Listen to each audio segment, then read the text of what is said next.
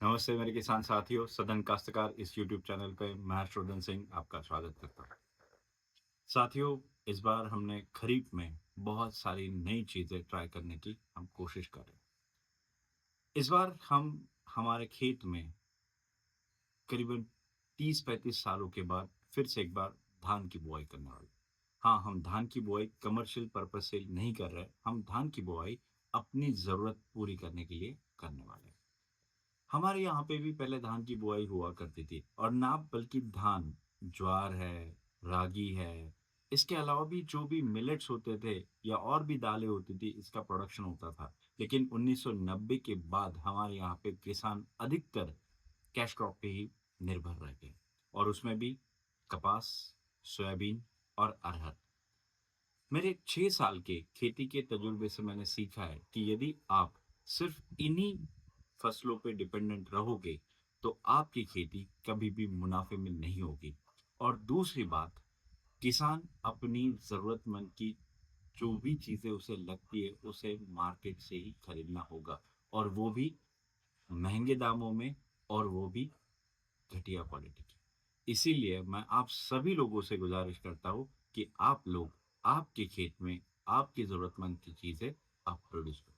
तो इसका ही एक एक्सपेरिमेंट हम इस बार करने वाले हैं, वो है धान की बुआई। अब धान की बुआई करने के लिए सबसे पहले ज़रूरी है कि आपको सीड ट्रीटमेंट करना बहुत ज़रूरी है। बीजोपचारण जो है वो बहुत ही ज़रूरी होता है। तो आइए देखते हैं पहले हम बीज उपचारण कैसे करते हैं। इस बार हम निर्मल सीड्स की साईराम नाम की वैरायटी हमारे खेत में लगाने वाले हैं। तो आइए इसको अब अनपैक करते हैं।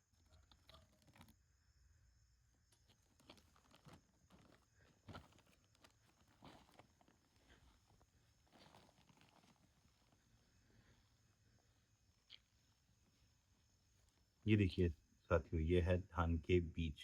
आप ज़ूम करके यहाँ पे देख सकते हो, ये है धान के बीज। अब इसकी हम बीजोपचार करें। साथियों, इसमें सीड्स के बारे में पूरी जानकारी दी गई है। ये फसल जैसे आप देख सकते हो कि ये वैरायटी 140 से 150 दिन वाली है। इसकी ऊंचाई लगभग 110 से 120 सेंटीमीटर की है और ये जो हम कहते हैं कि इसका दाना जो है ये छोटा है, लेकिन टेस्ट में काफ़ी अच्छा है। इसके बारे में ये जानकारी दी हुई है। हम तो ये हमने पानी लिया है। इस पानी में लगभग हम आधा किलो नमक डाल देंगे।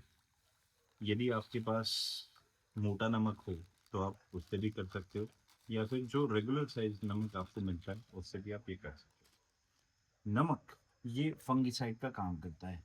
ये करीबन 15 लीटर का हमने पानी लिया है यहाँ पे इसमें, इस टब में, और इसको अभी अच्छी तरह से नमक को घोल देते हैं। नमक इसमें घुलने के बाद सबसे पहले हम काम करेंगे, इसमें धान डालेंगे। ये 10 किलो की बैग है।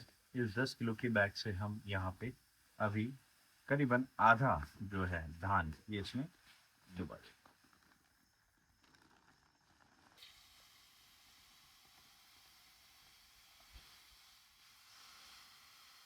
अभी हमने पूरा धान इसमें इस पानी में डाल दिया। अभी इसे अच्छी तरह से एक दो बार पानी में भिगोना है। अब भिगोने के बाद यहाँ पे जो हल्के सीड्स होंगे, जो कमज़ोर सीड्स होंगे, वो यहाँ पे तैरेंगे और उस जो सीड्स होंगे उसको हम बाहर निकालेंगे।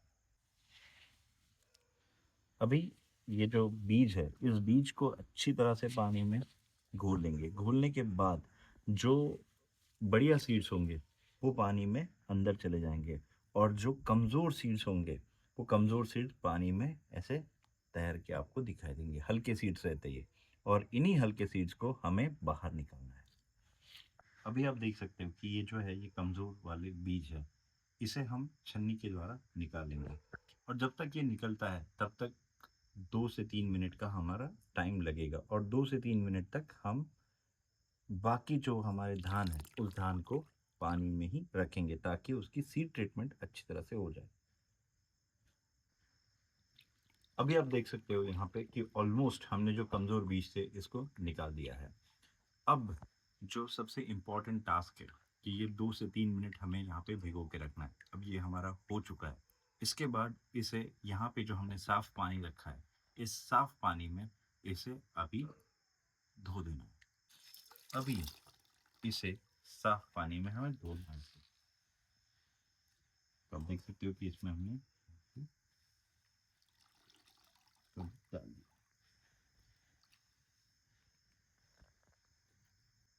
अभी आप देख सकते हो यहाँ पे कि जो कमज़ोर बीज है उसकी संख्या बहुत ही कम है।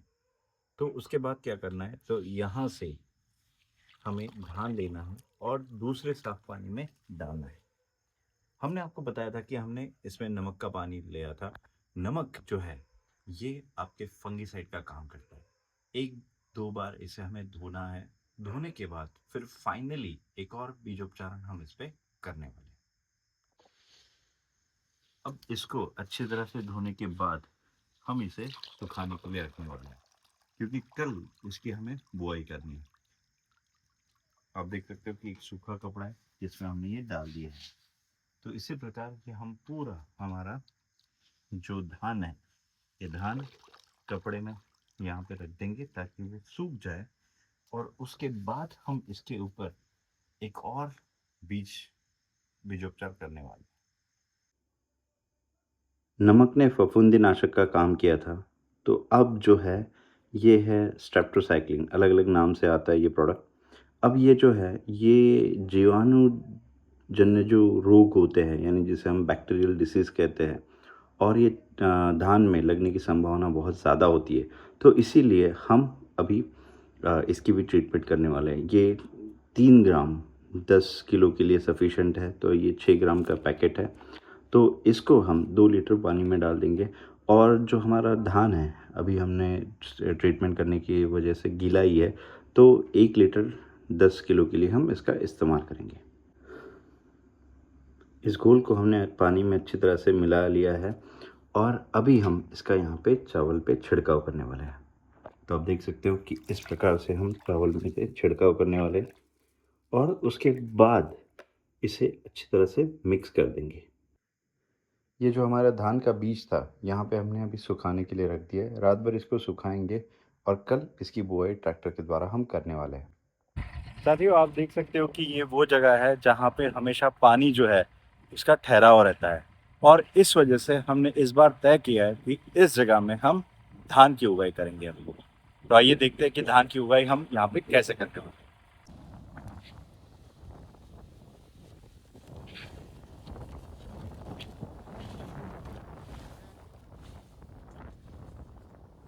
साथियों, धान बुआई हम यहाँ पे कर रहे हैं ट्रैक्टर के द्वारा।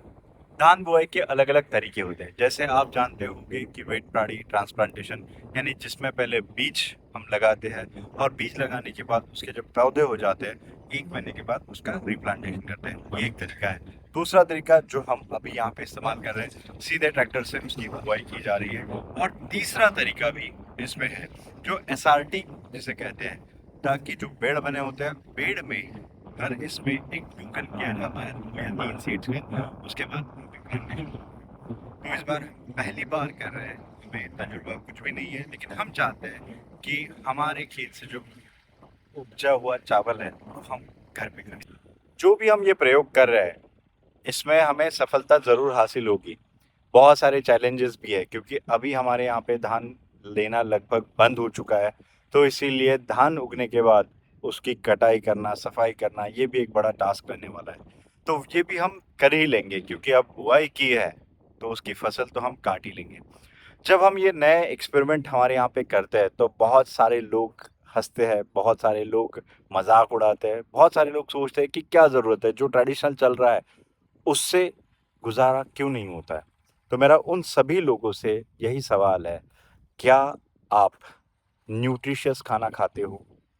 क्या आपको पता है कि आपके यहाँ पे जो अनाज आता है, यानी आपके चावल आता है, गेहूँ आता है, दाल आती है, क्या वो सच में बेहतर क्वालिटी की है?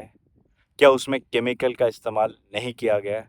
यदि आपका जवाब नहीं है, तो मैं उन सभी किसानों से गुजारिश करता हूँ कि एटलीस्ट आप आपके खेत में आधा से 1 एकड़ ज़मीन आपके लिए, खुद के लिए रखिए। साथियों, अभी हम हमारे धान के खेत में खड़े हुए हैं, और धान निकलने से पहले हमें यहाँ पे एक हर्बिसाइड का इस्तेमाल करना है। ये पाउडर फॉर्म में हर्बिसाइड है हमारे साथ। ये साथी, ये यूपीएल कंपनी का है। इसमें जो कंटेंट है वो है पैराज़ो सल्फ्यूरॉन इथिल 10% डब्ल्यूपी। ये कंटेंट ये इसमें है। इसे पाउडर फॉर्म में हम डायरेक्ट फेंक नहीं सकते, तो रेत में या फिर आपका जो खाद होगा, मिट्टी होगी, इसमें मिक्स करके आपको यहाँ पे फेंक देना है। जनरली 1 एकड़ में ऐसे 2 पैकेट हमें लगते हैं।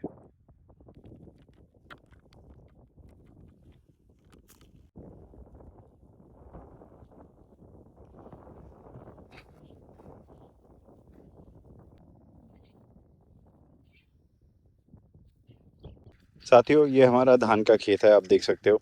कल हमने यहाँ पे बुआई की थी, थोड़ी देर पहले हमने यहाँ पे प्री इमर्जेंस हर्बिसाइड का छिड़काव किया था और पहली बार एल नीनो की वजह से जुलाई महीने में हमें स्प्रिंकलर लगाने पड़े।